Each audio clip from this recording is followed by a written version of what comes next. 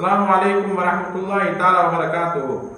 உங்களில் ஒருவருக்கு இரவு நேரத்தில் தூக்கத்தில் முழிப்பு ஏற்பட்டால், முழிப்பு வந்தால் என்ன செய்ய வேண்டும்? அவர் இந்த அமலை செய்யணும்.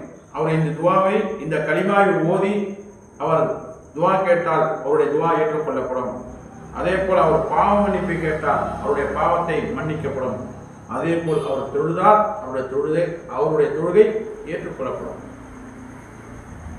மன் தஆர மினல் லைல் லா இலாஹா இல்லல்லாஹ் வஹ்தஹு லா ஷரீக லஹ் லஹுல் முல்க் வ லஹுல் ஹம்து வ ஹுவ அலா குல்லி ஷைஇன் கதீர் சுப்ஹானல்லாஹி வல்ஹம்துலில்லாஹி வ லா இலாஹா இல்லல்லாஹ் வல்லாஹு அக்பர் வ லா ஹவ்ல வ லா குவத இல்லா பில்லாஹ் என்ற இந்த கலிமாவை ஓதிவிட்டு அவர் பாவ மன்னிப்பை கேட்டால் அவருடைய பாவம் மன்னிக்கப்படும்.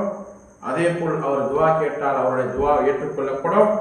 அதே போல் அவர் தொழுதால் அவருடைய தொழுகை ஏற்றுக்கொள்ளப்படும். ஆகிய கண்ணியத்திற்குரிய அல்லாஹ்வினர்களே, உங்களில் ஒருவருக்கு இரவு நேரத்தில் முழிப்பு வந்தால் நீங்கள் என்ன செய்ய பாக்கியமான நீங்கள் கவலைப்படாதீங்க. அல்லாஹ்வுடைய நியமத் என்று நினைத்து நீங்கள் செய்யுங்க. இந்த 3 காரியங்கள் செய்யுங்க.